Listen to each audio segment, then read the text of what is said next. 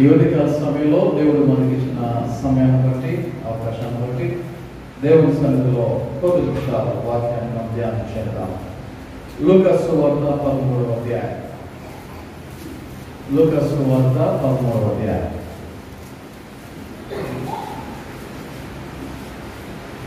జనరల్గా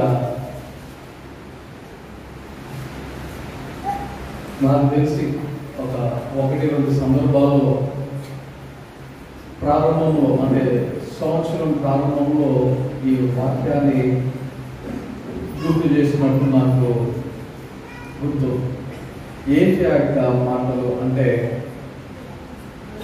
8వ వచనాన్ని ఒక మాట చదువుదాం. అయితే వాడు, అయ్యా నేను దాని చుట్టూ త్రవ్వి ఎరువు వేయు మట్టుకు ఈ సంవత్సరము కూడా ఉండనేమో, ఈ సంవత్సరము కూడా ఉండనేమో. దేవుని యొక్క వాక్యంలో ఈ యొక్క ప్యాసేజ్ మనం 6వ వచనం నుండి 9వ వచనం వరకు చదివితే యేసయ్య ఒక ఉపమానాన్ని చెప్తున్నట్లుగా ఈ యొక్క వాక్యాన్ని చదివితే మనకు అర్థమవుతుంది. ఒక ఉపమానం అంటే ఎగ్జాంపుల్.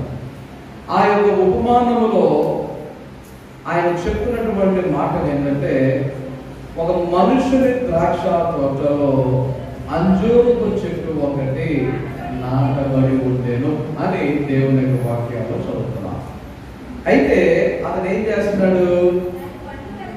దాని పండ్ల వెతికి వచ్చినప్పుడు ఏమీ దొరకలేదు అని వాక్యంలో మనకి కనబడుతుంది.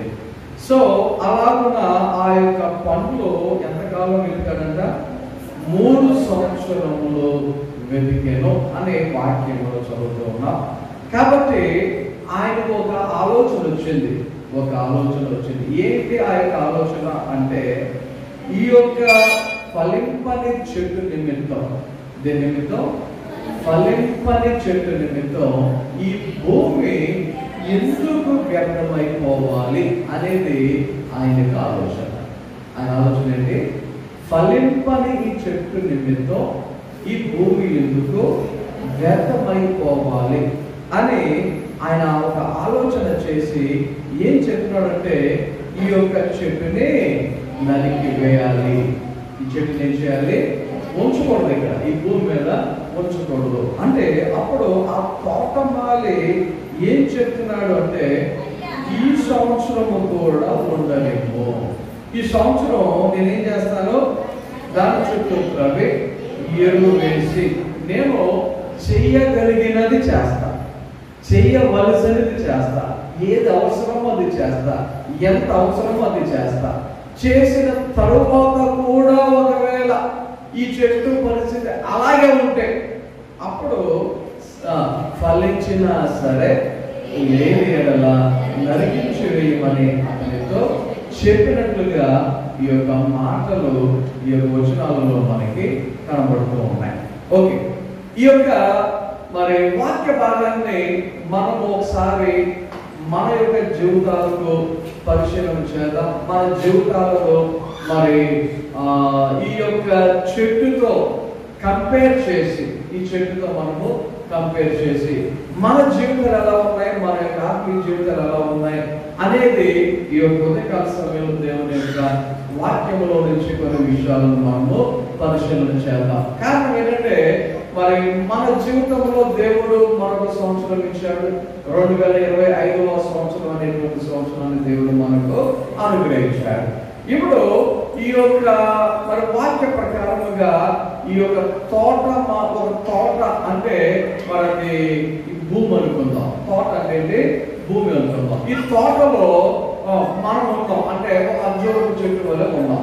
మనం ఎలా ఉన్నామో ఒక అంజూరపు చెట్టు వలె ఉన్నాం. ఇప్పుడు ఒక అంజూరపు చెట్టు అనేది జనరల్గా ఒక్కసారి నాటితే, అంజూరపు చెట్టు అనేది ఒకసారి నాటితే అది నాటిన సంవత్సరం లోపు అదేం చేస్తుందంట? ఫలాలను ఇస్తుందంట.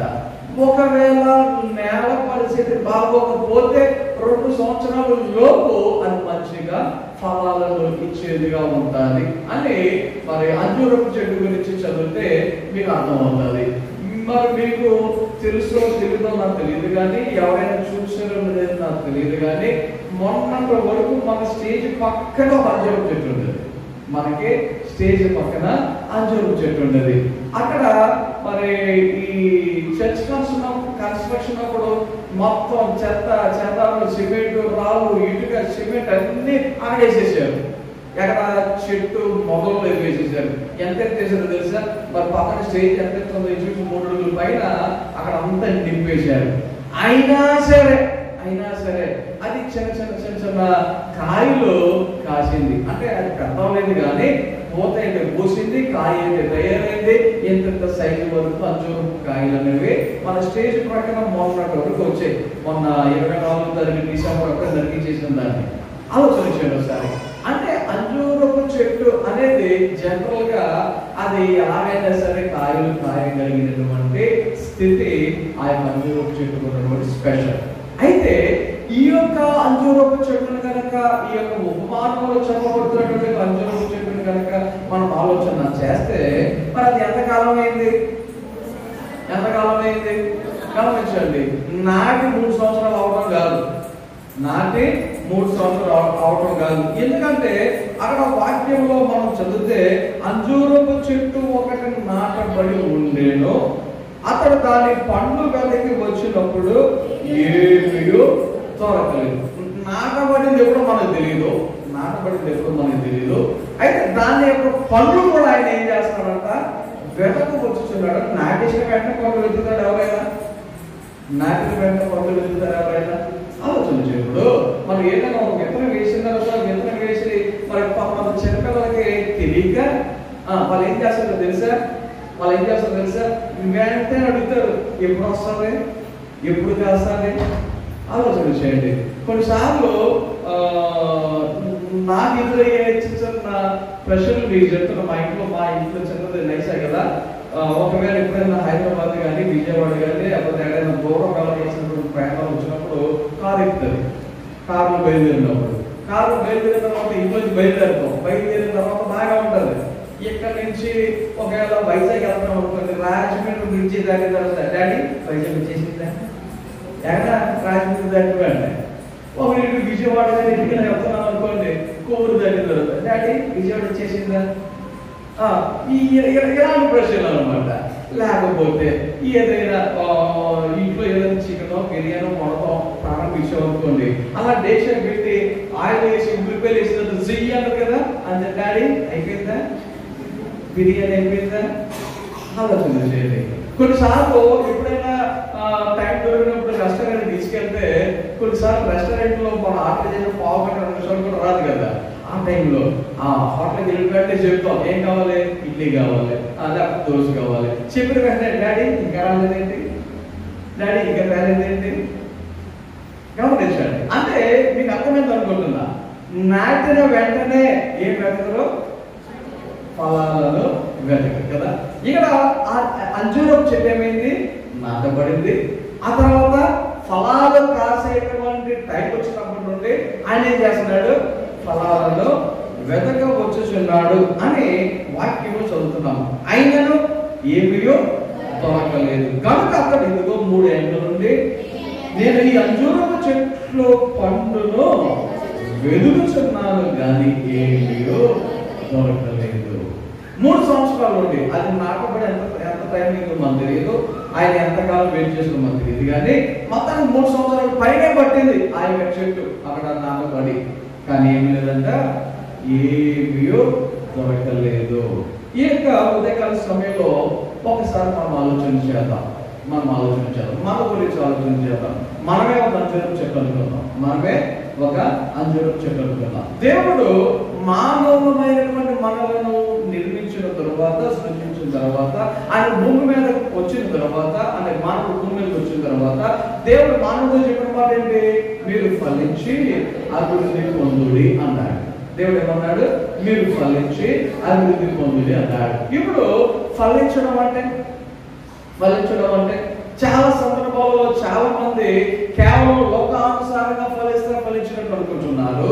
లేకపోతే మరి ఆస్తి అంతస్తు లేకపోతే ఈ యొక్క ఆర్థిక పరమైనటువంటి వాటిలో వర్ధిల్లితే ఫలిస్తే ఓకే ఉండాలి.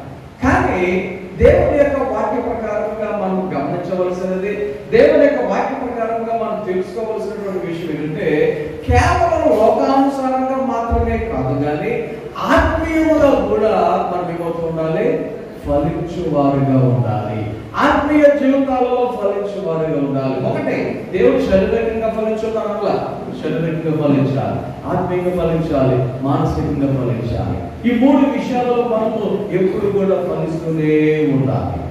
ఆలోచించండి, ఇప్పుడు మానసికంగా ఫలించకపోతే ఎంత దారుణంగా ఉంటుంది, మానసికంగా ఫలించకపోతే ఎంత వేదనకరమైన పరిస్థితులు ఉంటాయి. ఆలోచించండి, వయసు చూస్తే 40-50 సంవత్సరాలు వస్తాయి, కానీ వాళ్ళకి చేష్టలు చూస్తే సంవత్సరంలోపు పిల్లలు చేసేటువంటి చేష్టలు ఎంత బాగా అనిపిస్తూ ఉంటారు కదా, గమనించండి. కాబట్టి శారీరకంగా ఫలించాలి, ఆత్మీయంగా ఫలించాలి, మానసికంగా మనము ఫలించేవారు ఉండాలి. దేవుడు అన్ని విషయాలలో మనం ఫలించాలని కోరుకుంటున్నారు. మీరు బహుగా ఫలించడం వలన నా తండ్రి మహిమపరచబడతాడు అని దేవుని యొక్క వాక్యాలు చెప్తా ఉన్నాయి. అంటే మనం ఫలిస్తే మన ఇంట్లో మన తల్లిదండ్రులు ఎలా సంతోషిస్తారో, మన భర్త మన భార్య ఎలా సంతోషిస్తారో, మన బిడ్డలు ఎలా సంతోషిస్తారో, మన బంధువులు మన స్నేహితులు ఎలా సంతోషిస్తారో ఆలోచన చేయండి. మనం అనుకుంటున్నాం మన యొక్క కుటుంబీకులు సంతోషిస్తారు అని, రైట్.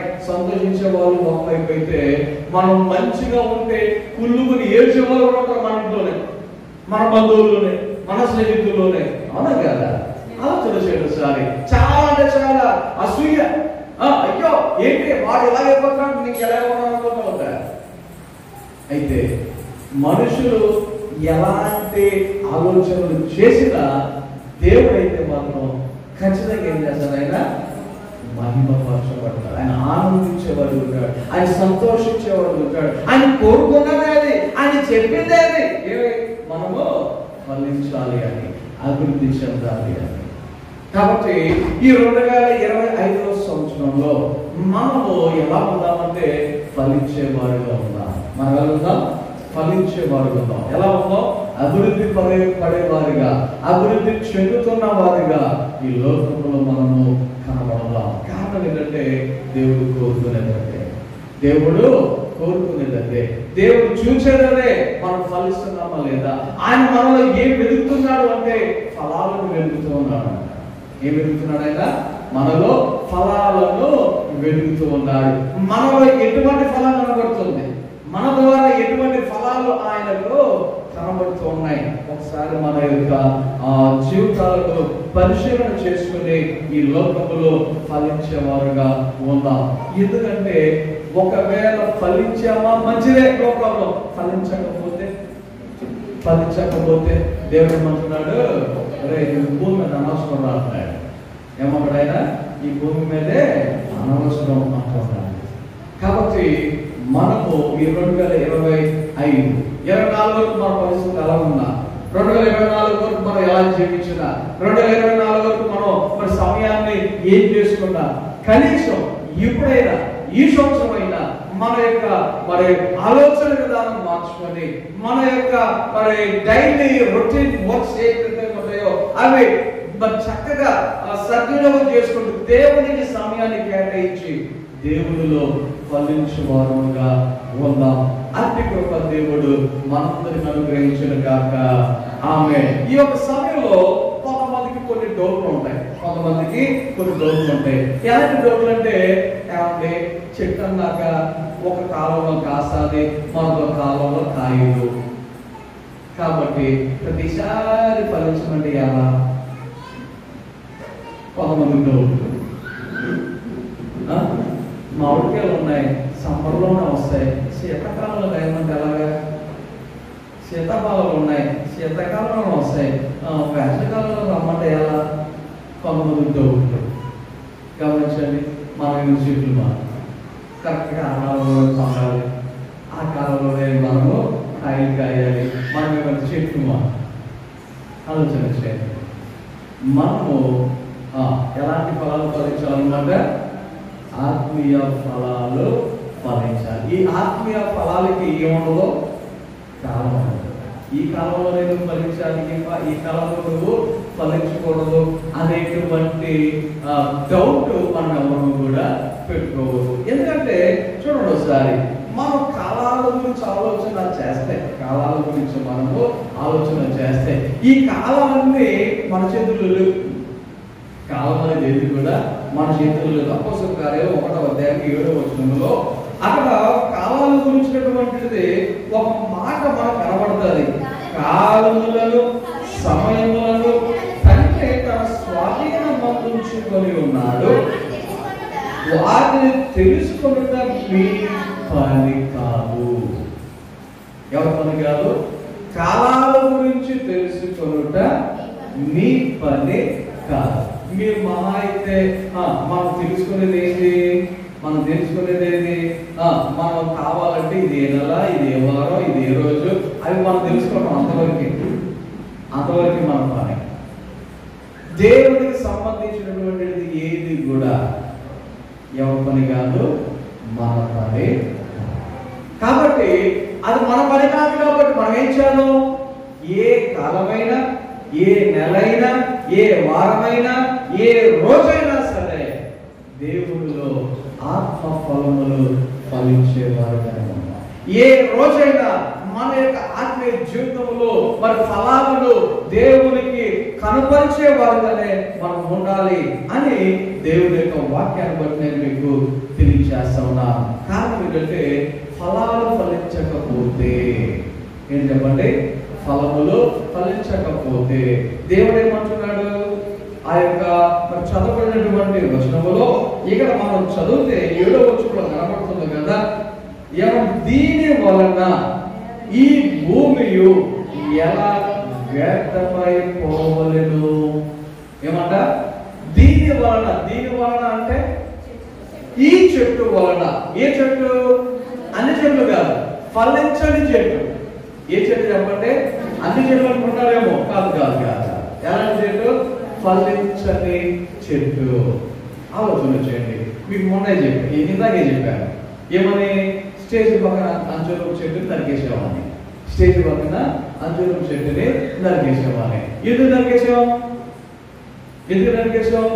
కాయలు లేదంటే కాసం లేదు, కానీ పేరడం. అదేమవుతుంది? కాయలైతే కాస్తుంది, కానీ పేరడం తక్కువ అవుతుంది. మనదే. ఎందుకని? నానా రకాలైన చెత్త వేసేది అక్కడ. దానికి నీళ్ళు మానేసి, ఎరువు మానేసి మనమే ఏం చేసేసాం? దానికి మొత్తం రాళ్ళు, సిమెంట్, ఇటుగా మొత్తం నానా రకాలైనటువంటి చెత్త అంతా వేసేసాం. మరి అన్ని వేస్తే చెట్ల ఫలాలు పండిస్తుంది. ఆ చెట్టు ఎలాగా ఫలాలు ఫలిస్తుంది? ఆలోచన చేయండి.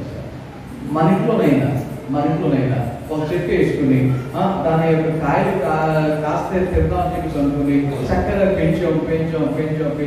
ఎన్ని సంవత్సరాలైనా అది కాయలు గాయట్లేదు అనుకోండి, మీరేం చేస్తారు?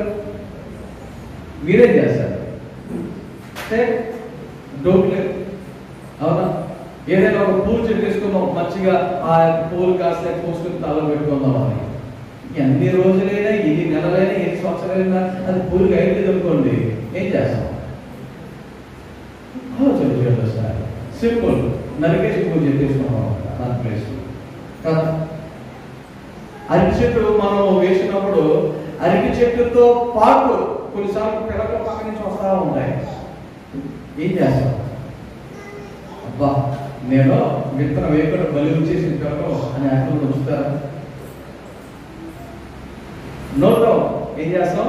నరికేస్తాం. ఏదైనా పంట వేసినప్పుడు కలుపు అనేది ఎందుకు తీసేస్తాం?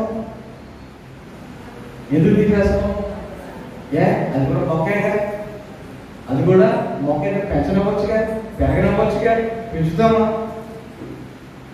అది కనుక అలా విడిచిపెడితే మనం వేసిన కదా అది బాగా పెరుగుతాం. అందుకని ఏం చేస్తాం? వెంటనే దానిని వేరులతో సహా పీకేస్తాం. అవునా?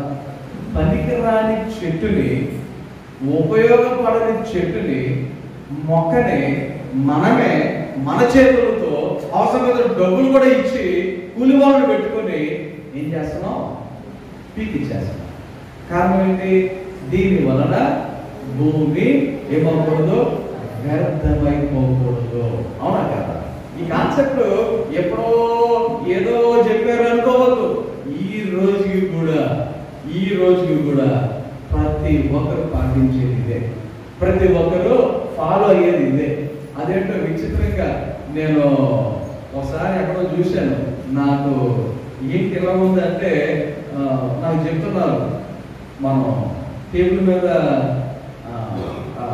ఏమన్నారంటే పేపర్ రోల్స్ వేస్తారు కదా, ఆ పేపర్ రోల్స్ పరిచేసే మొత్తం ఎక్కడ పొలంలో పేపర్ రోల్స్.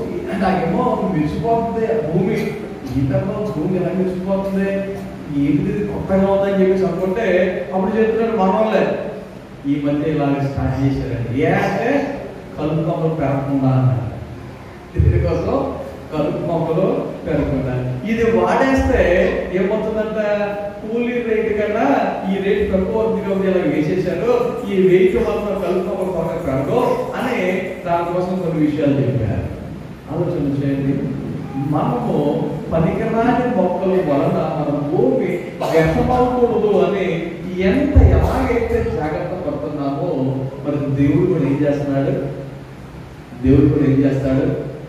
ఫలించని మొక్కను ఏం చేస్తాడంట, నరికి వేస్తాను అంటాడు. ఫలింపని మొక్కను నరికి వేస్తాను అంటాడు. దేనికి అంటే ఆ మొక్క వలన భూమి ఏమకూడదు, వ్యర్థంగా ఉండకూడదు అనేది ఆయన యొక్క ఉద్దేశం. అంటే ఇప్పుడు దేవుడి యొక్క వాక్య ప్రకారంగా మన వలన భూమి ఏమకూడదు, వ్యర్థం అవ్వకూడదు. మన వలన భూమి ఏమకూడదు, వ్యర్థం అవ్వకూడదు. ఆలోచించండి. కొంతమంది అవుతూ ఏమవుతాయి, ఫలింపని వారిని దేవుడు భూమి మీద పెట్టాలి, ఫలింపని వారిని భూమి మీద ఎందుకైనా అనుమతించాలి అని అనుకోవచ్చు. ఒక మాట చెప్తాను మీకు, దేవుడు అందరినీ మంచిగానే సృష్టించాడు, అందరినీ ఒకేలాగా నిర్మించాడు.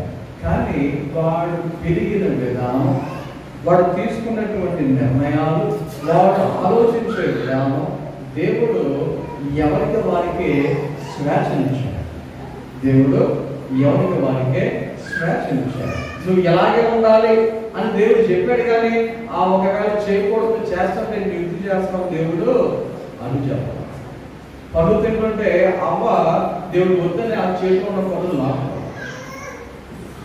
ఆ అవ్వ వెళ్ళి ఆదాము చేస్తుంటే ఆ పనుని ఆదాముకి ఇవ్వకుండా దేవుడు అడుగుతాడు. దేవుడు చెప్పాడు తినొద్దు అని చెప్పాడు, అంతే. వీళ్ళు ఏం చేయాలి, ఆ మాట తినాలి. నేను తింటాను అంటే దేవుడు ఆపం, నువ్వు తింటాను అంటే దేవుడు ఆపం. చాలాసార్లు చాలా మంది ఏమంటారంటే, ఎలా ఆలోచిస్తారంటే, ఒక తప్పుడు పని చేస్తూ ప్రభు ఇది నీ చిత్తం కాకపోతే, నీ చిత్తం కావద్దు అనుకుంటే నేను ఆపేయి, ఎలా ఉండి ఆపేయి, చేయకుండా ఆపేయి అంటారు.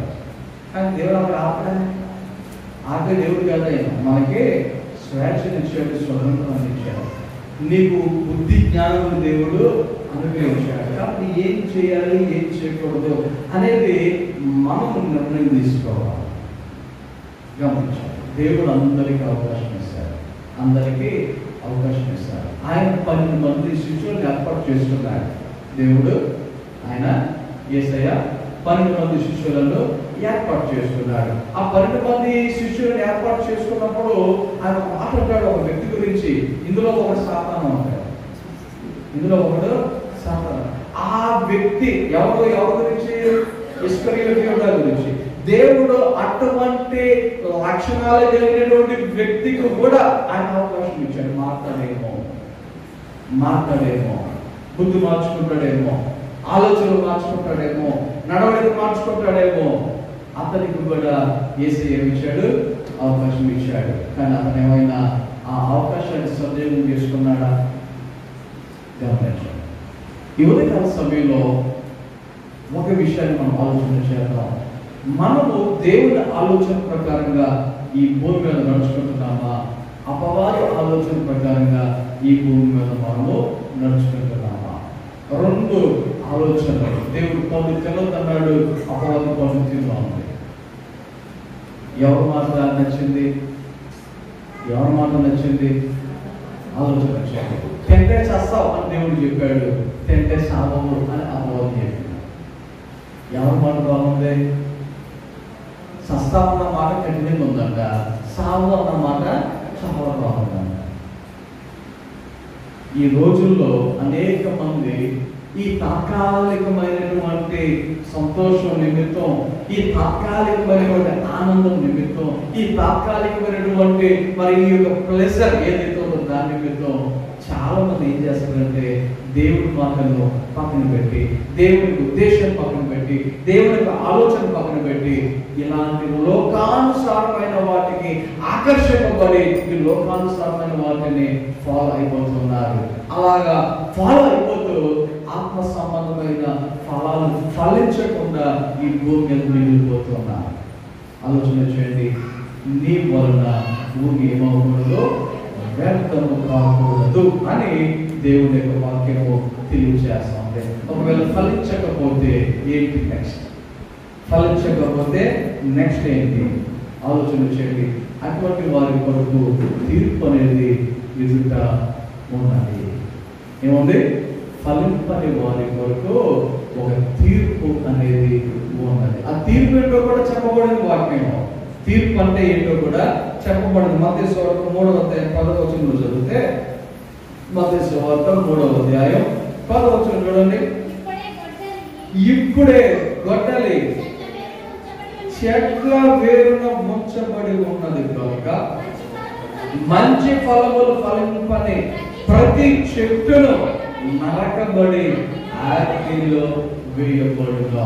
అలాగే 7వ అధ్యాయంలో మనం చదివిన చూడండి, అసలు 19వ వచనం చదువుదాం. నరకబడి అగ్నిలో వేయబడును. ఈ రెండు మాటలు ఎవరు చెప్పారు? ఆలోచన చేయండి సార్. దేవుని యొక్క వాక్యములో ఈ యొక్క విషయాలు కనుక మనం ఆలోచన చేస్తే, దేవుని యొక్క వాక్య ప్రకారంగా మొట్టమొదటి మాట ఏమో బాప్తిస్మము యోహాను చెప్తున్నటువంటి మాటగా 3వ అధ్యాయంలో మనకు కనబడుతూ ఉంటుంది. అలాగే ఈ 7వ అధ్యాయం వచ్చేసరికి యేసయ్య చెప్తున్నట్లుగా దేవుని యొక్క వాక్యములో మనకి కనబడుతూ ఉంటాయి. ఇప్పుడు ఒకే విషయం, ఒకే సారాంశం, ఒకటే తీర్పు, ఇద్దరు వ్యక్తులు వెంటనే చెప్తున్నారు అంటే మరి ఎంత ప్రాముఖ్యం కాకపోతే ఈ మాట మనకు చెప్పబడుతూ ఉండాలి. ఎంత ప్రాముఖ్యం కాకపోతే బైబిల్లో ఆ యొక్క మాట రాయబడి ఉన్నది. వెంటనే ఒకే సువార్తలో ఆ మాట రాయబడి ఉన్నది. ఆలోచన దేవుని యొక్క వాక్యంలో యేసయ్య ఇంకా క్లారిటీగా చెప్తున్నారు, ఇంకా క్లియర్ గా చెప్తున్నారు కొన్ని విషయాలు. ఏంటి ఆ విషయాలు అంటే 16వ వచనం నుంచి చదువుదాం. వారి ఫలముల వలన మీరు వారిని తెలుసుకొందురు. దేనిని బట్టి తెలుసుకుంటాం? వారి ఫలములను బట్టే వారిని తెలుసుకుంటాం. ఇప్పుడు అట్టికాయని చూసి మనం ఏమంటాం? ఇదని చెట్టు అంటాం. మామిడికాయని చూసి ఏమంటాం? ఇది మామిడి చెట్టు అని చెప్తాం. అవునా? ఫలాలను బట్టి ఇది ఏం చెట్టు మనము చెప్తాం. అయితే నేను వాక్యం కూడా ఏమంటాను? మీ ఫలములను బట్టి మీరు ఎవరో ఏమవుతుంది తెలుసుకుంటారు. ముండ పొదలలో ద్రాక్ష పండ్లు అయినను, పల్లేరు చెట్టు, అంజూరపు పండ్లు అయినను పోయినరా? ఆలోచన చేయండి.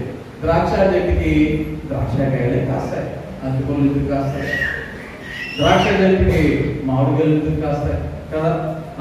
అలాగునే ప్రతి మంచి చెట్టు మంచి ఫలములు ఫలించును, పనికిమాలిన చెట్టు కాని ఫలములు ఫలించును. ఇక్కడ గమనించవలసిన విషయం ఏంటంటే మొత్తానికి ఏవో ఫలాలు ఉన్నాయి. ప్రతి ఒక్కరి దగ్గర ఏమున్నాయి? ఏవో ఫలాలు ఉన్నాయి. కాకపోతే 2 రకాల ఫలాలు. ఒకటి మంచి ఫలాలు, 2 కాని ఫలాలు. ఒకటి మంచి ఫలాలు, 2 కాని ఫలాలు. మనం ఇప్పుడు చాలా మంది ఈ కాని ఫలాలు కూడా ఫలించేసి నేను కూడా ఫలిస్తున్నాను అబ్బో ఎందుకు వెళ్ళబో కొంతమందికి దేని గురించి దేని చూసుకుని కాని ఫలాలను చూసుకుని నేను కూడా ఫలించేస్తున్నాను. ఎంత ప్రాబ్లం! దేనికి పనికిరాదు ఆ కాయలు, దేనికి పనికిరావు ఆ ఫలాలు. ఆలోచించండి. ఇక్కడ వాక్యంలో ఆయన కొన్ని చెప్తున్నటువంటి మాటలు, మంచి చెట్టు కాని ఫలములు ఫలింపనేరు. మంచోళ్ళు కాని ఫలములను ఫలింపరు, పనికిమాలిన చెట్టు మంచి ఫలములు ఫలింపనేరు. మనము మంచివారుగా ఉంటే మంచి ఫలాలు ఖచ్చితంగా ఫలిస్తాం, కానీ కాని ఫలాలు ఫలించాం. అంతేకాదు ఇంకో మాట ఏమంటుంది, మంచి ఫలములు ఫలించిన ప్రతి చెట్టు నరకబడి అగ్నిలో వేయబడుదురు. కాబట్టి మీరు వారి ఫలముల వలన వారిని తెలుసుకోండి. మనం ఫలిస్తూ ఉంటున్నాం, అవి మంచివా కాని ఫలాలా అనేది ఒకసారి మనము మనలను పరీక్షించుకొని ఏం చేయాలంటే తెలుసుకోవాలి. కారణం ఏంటంటే మంచి ఫలాలు ఫలించామా సరే, ఒకవేళ కాని ఫలాలు ఫలిస్తే ఆ శిక్ష వేసేదెవరు? చూడండి సార్, రోమపత్రికలో మనం చదివితే 8వ అధ్యాయము అక్కడ 34వ వచనం చదువుదాం. రోమపత్రిక 8వ అధ్యాయం 34వ వచనం. శిక్ష విధించువాడు ఎవడు? ఎవరంట? చనిపోయిన క్రీస్తు యేసే. అంతేకాదు, మృతులలో నుండి లేచిన వాడు, దేవుని కుడి పార్శ్వమున ఉన్నవాడును, మన కొరకు విజ్ఞాపన కూడా చేయవాడును ఆయనే. శిక్ష విధించేవాడు ఆయనే. రెండోది, మన కొరకు విజ్ఞాపన చేయువాడును ఆయనే. అంటే ఆయన రెండు విధాలుగా ఏం చేస్తున్నాడు? శిక్ష విధించేవాడుగా ఉన్నాడు, విజ్ఞాపన చేయవాడుగా ఉన్నాడు. శిక్ష ఎప్పుడు విధిస్తాడు? కాని ఫలములు ఫలించినాడు. కాని ఫలములు ఫలించుతున్నటువంటి మన యొక్క మనసు మార్చుకొని, మన యొక్క ఆలోచన విధానం మార్చుకొని, మన హృదయాన్ని దేవుని వైపు త్రిప్పి మనము మంచి ఫలాలు ఫలించడానికి ఎప్పుడైతే నీ ప్రయత్నములు చేస్తావో, దేవుడు ఏం చేస్తాడు? నీ పక్షమున ఆయన విజ్ఞాపన చేస్తాడు. విజ్ఞాపన చేయడం అంటే మన భాషలో రికమెండేషన్ అన్నమాట. మన భాషలో మీకు అర్థం అవుతుందని చెప్తున్నాను, రికమెండేషన్ అన్నమాట. కొన్నిసార్లు పిల్లలు తండ్రికి మరి ఏదైనా కావాలి అన్నప్పుడు పిల్లలు డైరెక్ట్ గా అడగలేకపోతే మమ్మీ దగ్గరికి వెళ్ళి మమ్మీ నువ్వు చెప్పు డాడీ 100 రూపీస్ అడుగు అంటే మమ్మీ ఏం చేస్తే ఏమంటే అని ఆవిడ అడిగే విధంగా ఆవిడ అడిగి ఆ 100 రూపాయల పిల్లలకి ఇచ్చేటట్టుగా చేస్తారు కదా. అలాగన్నమాట దేవుడు ఏం చేస్తున్నాడు? మామూలుగా ఆయన విజ్ఞాపన ఎవరి తరపున? మన కొరకు విజ్ఞాపన చేయుచున్నాడు. హెబ్రీయులకు రాసిన పత్రిక 7వ అధ్యాయం 25వ వచనంలో చదివితే, హెబ్రీయులకు రాసిన పత్రిక 7వ అధ్యాయం 25వ వచనం చూడండి. ఈయన తన ద్వారా దేవుని యొద్దకు వచ్చి వారి పక్షమున విజ్ఞాపన చేయుటకు నిరంతరము జీవించుచున్నాడు కనుక వారిని సంపూర్ణముగా రక్షించుటకు శక్తిమంతుడై ఉన్నాడు. ఈయన ఏం చేస్తున్నాడు? ఎవరైతే తన ద్వారా దేవుడి దగ్గరికి వచ్చేటువంటి వారుగా ఉన్నారో అటువంటి వారి పక్షమున విజ్ఞాపన చేయుచు ఉన్నారు. కాబట్టి మన జీవితంలో మార్పు కావాలనుకున్నప్పుడు, మన జీవితంలో కాని ఫలముల నుండి మంచి ఫలాలు ఫలించాలి అనేటువంటి ఆలోచన మనం చేసుకున్నప్పుడు దేవుడు ఏం చేస్తారనమాట? మన కొరకు విజ్ఞాపన చేస్తున్నాడు. ఇక్కడ ఈ యొక్క లూకా సువార్తలో మనం 13వ అధ్యాయంలో మనం చదివితే అక్కడ ఆ యొక్క తోటమాలి అదే చేస్తున్నాడు. ఏమని చేస్తున్నాడు? 8వ వచనంలో కనపడుతుంది. అయితే వాడు అంటున్నాడు, అయ్యా నేను దాని చుట్టూ త్రవ్వి 20 మటుకు ఈ సంవత్సరము కూడా ఉన్నానేమో. ఈ తోటమాలి ఏమని విజ్ఞాపన చేస్తున్నాడు? తండ్రి ఏమో నరికేమంటున్నాడు, యజమానుడేమో నరికే అంటున్నాడు. కానీ తోటమాలిగా మరి యేసుక్రీస్తుకు సాదృశ్యముగా ఉన్నటువంటి ఈ తోటమాలి మన పక్షముగా, ఈ యొక్క అంజూరపు చెట్టు పక్షముగా విజ్ఞాపన చేస్తున్నాడు. ఏమని? ఈ సంవత్సరం కూడా ఉండలేమో. నేనేం చేస్తాను? దాని చుట్టూ తవ్వి ఎరువు వేస్తాను, దానికి ఏం చేయాలో అది నేను చేస్తా. నీరు పోస్తా, ఒకవేళ చుట్టూరు కలుసు మొక్కలేమంటే అవన్నీ తీసేస్తా. ఈ చెట్టుకి సదా మరి నేను ఏం చేయగలను అవన్నీ చేస్తా. ఈ ఒక్క సంవత్సరం ఉండలేము అని ఏం చేస్తున్నాడు? విజ్ఞాపన చేస్తామన్నాడు. ఆలోచన చేయండి. ఈ సంవత్సరం అయినా ఆత్మీయంగా మనం ఫలించాలి అని, ఈ 2025 సంవత్సరం అయినా అభివృద్ధి పడాలి అని, ఈ 2025 సంవత్సరంలోనైనా మంచి ఫలములు ఫలించే వారముగా ఉండాలి అని ప్రభువు మన పక్షముగా ఆయన ఏం చేస్తున్నాడు? విజ్ఞాపన. ఈ 2025 సంవత్సరం అయినా వీళ్ళకి ఆలోచన. ఇందాక రవి ఒక మాట అన్నాడు, రోడ్డు మీద చాలా యాక్సిడెంట్లు కలవడం చూస్తున్నాను, ఫ్యామిలీలు చనిపోతున్నారు. ఇది కొత్త కాదు, ఇది వింతైనటువంటి విషయం కాదు. చాలా చోట్ల భయంకరమైనటువంటి యాక్సిడెంట్స్ కనపడుతూ ఉన్నాయి, ఉట్టూరునే చనిపోతున్నటువంటి పరిస్థితులు కనబడుతున్నాయి. ఆలోచన మనం ఇంకా సజ్జులుగా ఉన్నామంటే, మనం ఇంకా బ్రతుకున్నామంటే అది కేవలం దేవుని కృప, అది కేవలం దేవుని యొక్క ప్రేమ, ఇది కేవలం దేవుడు మనకి ఇచ్చినటువంటి ఒక అవకాశం. ఈ 2025 సంవత్సరం చూడకుండా చనిపోయిన వాళ్ళు ఎంతమంది లేరు? మనలోనే, మన బంధువుల్లోనే, మన స్నేహితుల్లోనే, మన గ్రామంలోనే, అవునా కాదు? కానీ దేవుడు మనకు ఈ అవకాశం ఇచ్చాడు అంటే మనం ఏం చేయాలి? మంచి ఫలాలు ఆయన కొరకు మనము ఫలించేవారు ఉండాలి. అయితే ఎవరు మంచి ఫలాలు ఫలించగలరు? ఎవరు మంచి ఫలాలు ఫలించగలరు అంటే ఒక సింపుల్ మాట చెప్తాను. టైం వేస్ట్ చేయని వాడు. వాళ్ళు చెప్పండి, టైం వేస్ట్ చేయని వాడు. నేను అనుకుంటా, మా నైసాన్ని ఒక చిన్న ప్రశ్న అడిగాను. నాన్న ఎగ్జామ్ ఎలా రాసావు అని అడిగాను. ఎగ్జామ్ జరుగుతున్నాయి, ఎగ్జామ్ ఎలా రాసావు అని అడిగాను. అడిగితే తను ఏం చెప్పిందో తెలుసా? డాడీ నేను ఆలోచిస్తున్నాను, మా మిస్ వచ్చి పేపర్ లాగేసుకోండి అంటారు. ఏమంటా? ఏం రాయాలని ఆలోచిస్తున్నానంటే మిస్ పేపర్ లాగేసుకున్నాను. అప్పుడు నేను అన్నాను, నువ్వు చదవలేదన్నమాట అన్నాను. నువ్వు చదివినటువంటి పరిస్థితి ఉంటే ఎందుకు ఆలోచిస్తావు? అన్నీ రాసేస్తావు. కాబట్టి నువ్వు చదవలేదు కాబట్టి నీకు అక్కడ ఏం రాయాలో తెలియలేదు. ఒక ప్రశ్న డాడీ అన్నది మళ్ళీ లాస్ట్లో. ఆ ఒక్కటైనా సరే ఎందుకు రాయలేదు? ఆలోచిస్తున్నాను. ఎందుకు ఆలోచిస్తున్నాను? నేను చదవక అన్నాను. గమనించండి, ఎగ్జామ్ అయిన తర్వాత, బైబిల్ ఎగ్జామ్ అయిన తర్వాత కూడా చాలా మంది నాతో చెప్పుకోవాలి తెలుసా? చదవడం రాసినానండి, ఆంధ్రికానికి ఇస్తానండి అన్న డైలాగ్ నాకు చెప్పారు. ఆలోచన చేయండి. ఇక్కడ ఈ ఫలాలు ఫలించని వారు ఎవరు చేస్తా? సమయాన్ని సద్వినియోగం చేసుకునేవారు, కాలములను వేస్ట్ చేసేవారు అన్నమాట.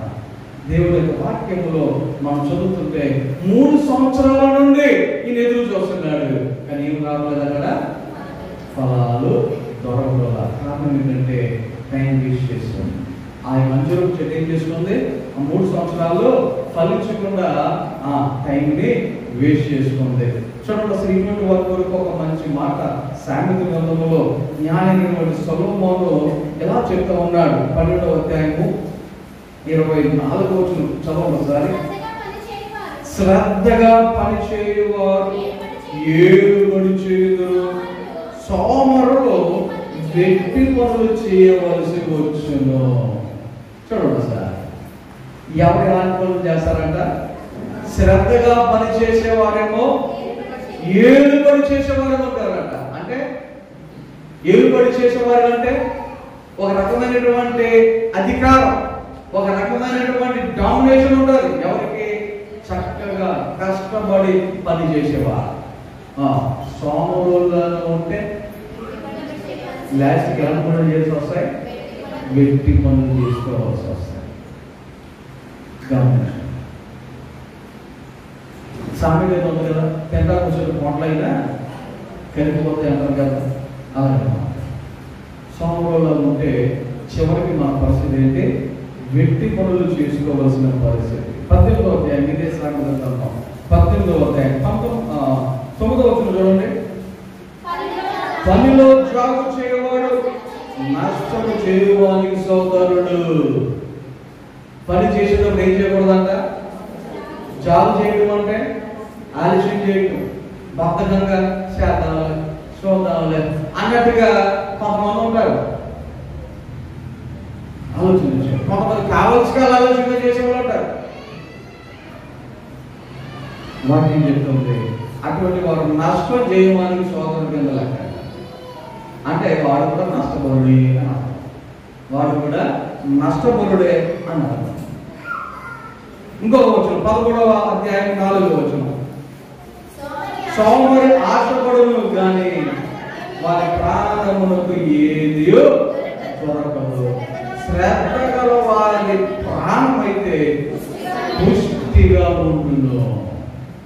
గమనించండి. ఎవరైతే శ్రద్ధ కలిగి పనిచేసేవారు ఉంటారో వారు ఎలా ఉంటారంట? పుష్టిగా కనపడతారంట. సోమరుడికి అయితే వాడు ఆశపడతాడంట. ఎంత ఆశో, నాకు అది కావాలి, ఇది కావాలి, అంత కావాలి, ఇంత కావాలి, ఆశే ఆశ. కానీ ఏమి దొరకదు, ఏమి కూడా దొరకదు. ఆలోచన చేయాలి సార్. దేవుడి యొక్క వాక్య ప్రకారంగా కాలాన్ని ఏం చేయదు? మనము వృధా చేయకూడదు. కాలాన్ని వృధా చేసేవా? పండ్లు ఫలించవలసిన టైంలో పండ్లు ఫలించలే. కారణం కాలాన్ని ఏం చేసేసాం? మనము వృధా చేసేసాం. రెండోది ఫలించాలంటే ఏం చేయాలి? ఫస్ట్ ఫలించాలంటే ఏం చేయకూడదు? కాలాన్ని వృధా చేయకూడదు. రెండోది ఫలించాలంటే ఏం చేయాలి అంటే వాయిదాలు వేయకూడదు. ఏం చేయకూడదు? వాయిదాలు మనము వేయకూడదు. మరి ముఖ్యముగా ఆత్మీయ విషయంలో అన్నం తినండి అంటే తర్వాత తినాలి అంటారా? అవసరమైతే గంట ముందని పెట్టి కావాలి తర్వాత మళ్ళీ తిన్నాము అంటారు. అవునా? అంతకాలంలో కొంతమంది ఇక్కడ తినాలి, మళ్ళీ మా ఇంట్లో తినకపోతే మా ఆవిడ ఒప్పుకోదు, మా అమ్మ ఒప్పుకోదు అని చెప్పి కొంచెం ఖాళీ ఉంచుకొని మరి అక్కడికి బలి తోపుకోవద్దు. అవునా? ఆలోచించాలి. ఆత్మీయంగా మనం ఏం చేయొద్దు? దేవునికి సంబంధించిన ఏ విషయాలు కూడా వాయిదాలు వేయొద్దు. ప్రార్థన కావాలా, ఇప్పుడే కావాలి, ఇప్పుడు అవసరం కావాలి అనుకో. ఆత్మీయ విషయాలు ఏం చేయొద్దు? వాయిదాలు వేయదు. కుటుంబ ప్రార్థనలు కావచ్చు, వ్యక్తిగత ప్రార్థన కావచ్చు, బైబిల్ చదవడం కావచ్చు, బాప్తిస్మం కావచ్చు, రక్షణ కావచ్చు, లేకపోతే దేవుని యొక్క సన్నిధిలో మరి సాక్ష్యం చెప్పాలి అనేటువంటి ఆలోచన కావచ్చు, లేకపోతే కృతజ్ఞత కూడిక పెట్టుకుందామని కావచ్చు, ఒక మొక్కుబడి కావచ్చు, లేకపోతే ఏదైనా ఇలాంటివి ఆత్మ సంబంధమైనవి ఏవైనా సరే మనము వాయిదాలు వేయొద్దు. కారణం తెలుసా? యెహెజ్కేలు గ్రంథము 12వ అధ్యాయము 28వ వచనంలో చదివితే చదువుతాం చూడండి. యెహెజ్కేలు గ్రంథము 12వ అధ్యాయము 28వ వచనం. ఇకను ఆలస్యము లేక నేను చెప్పిన మాటలన్నీ జరుగును, నేను చెప్పిన మాట తప్పకుండా జరుగును, ఇదే యెహోవా వాక్కు. దేవుడు చెప్తున్న మాట ఏమన్నాడు? ఆలస్యము లేక నేను చెప్పిన మాటలన్నీ జరుగును. ఆయన చెప్పిన మాట ఏమవుతుందంట? ఎలా జరుగుతుందంట? ఆలస్యము లేకుండా జరుగుద్ది. రెండోది తప్పకుండా జరుగుతుంది. ఇప్పుడు ఫలింపని చెట్టుని నరికివేస్తా అన్నాడు, ఫలింపని తీగలు తీసేస్తా అన్నాడు, అవి నరకబడి అగ్నిలో వేసేస్తా అన్నాడు. గమనించండి, ఆయన చెప్పినట్టుగా చేస్తాడా చేయడా? చెప్పింది చెప్పినట్టుగా చేసే దేవుడా, చెప్పింది ఇంకోలాగా చేసే దేవుడా? ఆలోచన చేయండి. కాబట్టి ఏం చేయొద్దు? ఆత్మ సంబంధమైన ఏ విషయాలు కూడా మనము ఆలస్యము చేయొద్దు, వాయిదాలు వేయొద్దు. ఆత్మీయంగా నీ యొక్క జీవితంలో నీవు ఎదుగుతున్నావు అంటే దానికి రుజువు ఏంటో తెలుసా? నీ ఫలాలు. ఆత్మీయంగా నీవు బలపడుతున్నావు అంటే దానికి రుజువు ఏంటి అంటే నీవు ఫలించుతున్నటువంటి ఫలాలే. ఆలోచన చేద్దాం. మన జీవితంలో మనము ఫలించాలి అంటే యోహాను సువార్త 15వ అధ్యాయంలో అక్కడ 5వ వచనంలో మాట ఎలా చెప్పబడుతుంది? ఎవడు నా యందు నిలిచి ఉండునో, నేను ఎవని యందు నిలిచి ఉండునో వాడు బహుగా ఫలించును. నాకు వేరుగా ఉండి ఏమీ చేయలేను. ఎవరైతే ఆయన యందు ఉంటారో, ఎవరైతే మరి ఆయన్ని కలిగి ఉంటారో వారు ఏమవుతారంట? బహుగా ఫలించేవారిగా ఉంటారు. ఒకవేళ నా అంతట నేనే చేసేసుకోగలుగుతాను, నా అంతట నేనే ఏదైనా చేసుకోగలుగుతాను, నాకు ఆ జ్ఞానం ఉంది, ఆ శక్తి ఉంది, ఆ తెలివి ఉంది, ఆ టాలెంట్ ఉంది అని అనుకుంటే ఏమో చేసుకుందాం. కానీ ఆయనను విడిచిపెట్టి ఆయనను వేరుగా చేసి నువ్వేం చేయలేవు, ఏమీయో చేయలేవు. నేను మొన్న ఎప్పుడో వాక్యం చెప్పాను, ఆయన లేకపోయినా కూడా ఫలించే వాళ్ళు ఉంటారంట. కాబట్టి ఎంతసేపు అది? కొంతసేపు. బుద్ధిహీనులు కూడా సంతోషం కలుగుంటారంట. ఎంతసేపు అది?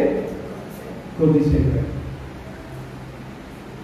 కాబట్టి ఈ ఉదయకాల సమయంలో ఆయన లేకుండా మనము ఏమీ చేయాలి.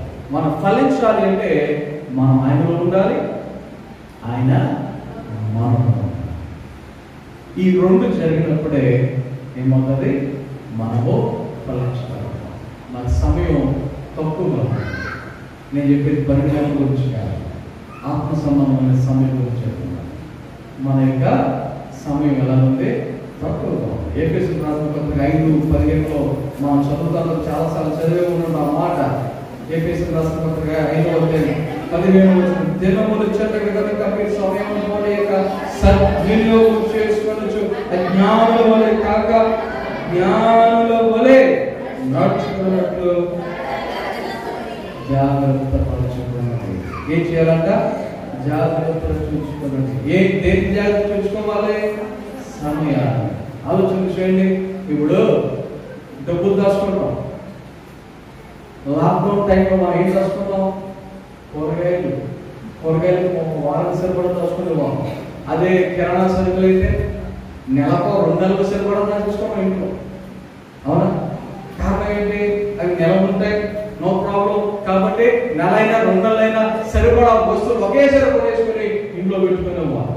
ఇంతకు ముందు అయితే 3 బయట కొనుక్కునే వాళ్ళమేమో, కానీ ఆ టైంలో 5-6 తీసుకున్నాం. ఎందుకని?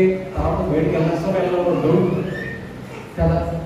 ఇలాంటివి కిరాణా కావచ్చు, డబ్బులు కావచ్చు, నీళ్లు కావచ్చు, మంచుగడ్డ కావచ్చు, లేకపోతే ఏదైనా మనం స్టోర్ చేసుకోవడానికి ఛాన్స్ ఉందా లేదా? ఛాన్స్ ఉంది. మరి సమయాన్ని రాసుకుందామా? ఎంతమంది రాసుకుంటారు చెప్పండి సార్? మీ టైం ఎంతమంది రాసుకోగలుగుతారు? ఎవరికైనా ఆ ఛాన్స్ ఉందా? లేదు. సమయాన్ని దాచుకునే అవకాశం లేదు. కాబట్టి మనం ఏం చేద్దాం? సమయాన్ని సద్వినియోగం చేద్దాం. ఎలాంటి సద్వినియోగం చేసుకుందాం?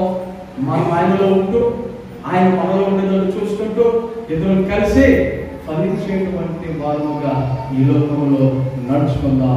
అలా నడుచుకుంటే ఫలించే వారుగా ఉంటాం. కాబట్టి మరి 2025వ సంవత్సరంలో మనము దేవుడి కొరకు ఫలించే వారు ఉందాం. మన వల్ల భూమి వ్యర్థం కాకుండా మనం చూసుకుందాం.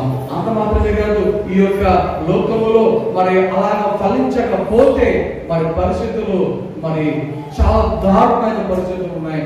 తీర్పు అనేది మన కొరకు ఎదురు చూస్తూ ఉన్నది. మరి తోటమాలి ఉన్నటువంటి యేసయ్య అయితే ఆయన మన కొరకు మన పక్షమున ఆయన విజ్ఞాపన చేస్తూ ఉన్నాడు. కాబట్టి మనం ఫలించాలి అంటే ఒకటి సమయాన్ని వృధా చేయకూడదు. ఫలించాలి అంటే ఆత్మీయ సంబంధమైనటువంటి ఏ విషయాన్ని కూడా మనము వాయిదా వేయకూడదు. ఫలించాలి అంటే దేవుడిలో మనం ఉండాలి, దేవుడు మనలో ఉండాలి. అప్పుడు మనం ఫలించే వారం ఉందాం.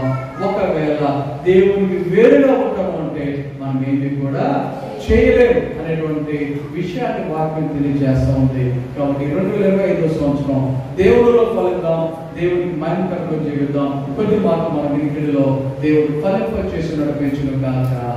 ఆమేన్. ప్రార్థన చేసుకుందాం. ఈ బతుకుల సమయంలో మనకులను కలిసి దేవుడి యొక్క సన్నిధిలో ఆయన యొక్క శరీరమును, ఆయన రక్తమును స్వీకరించడానికి ఈ సమయాన్ని సద్వినియోగం చేసుకుని ప్రతి ఒక్కరూ మరి ఆయన యొక్క శరీరమును, ఆయన రక్తమును స్వీకరించడానికి మనం కూడా సిద్ధపడదాం, ముందుకు వద్దాం. ఈ సమయంలో ప్రతి ఒక్కరు బలాల కార్యక్రమంలో పాల్గొవలసిందిగా మనం చేస్తున్నాం.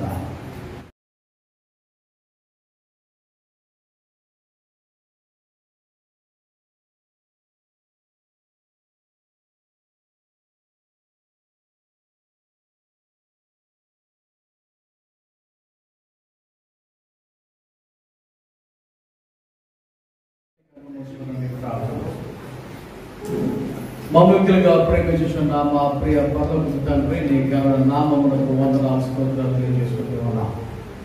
దేవా, ఈ రోజున ఏ రీతిగా నీ సన్నిధికి నడిపించిన విధానం బట్టి వందనాలు. దేవా, నీ సన్నిధిలో పాత్ర ద్వారా నేను స్తుతించడానికి, ఆరాధించడానికి, మహిమపరచడానికి ఇచ్చిన అవకాశం బట్టి వందనాలు. అలాగే మీరు చేసినటువంటి మేలును బట్టి దేవా, నీ సన్నిధిలో మీరు చెప్పిన సాక్ష్యాలను బట్టి వందనాలు. వారి జీవితాలలో మీరు చేసిన కార్యాలను బట్టి వందనాలు. అలాగే ఈ రోజు ఉన్నటువంటి నీ యొక్క మాటలు, మీరు ఏదైతే మాట్లాడారో ప్రతి మాటను బట్టి వందనాలు. ఆ మాట ప్రకారంగా మేమందరము దేవా నీ బిడ్డలుగా నీ కొరకు ఫలించు వారు ఉండడానికి సహాయం చేయమని ప్రార్థన చేస్తున్నాం. అలాగే దేవా, నీ శరీరమును, నీ రక్తమును మాకు అనుగ్రహించిన విధానం బట్టి వందనాలు. నీ బిడ్డలుగా నీకు ఇష్టలుగా జీవించడానికి, నడవడానికి సహాయం చేయమని ప్రార్థన చేస్తున్నాం.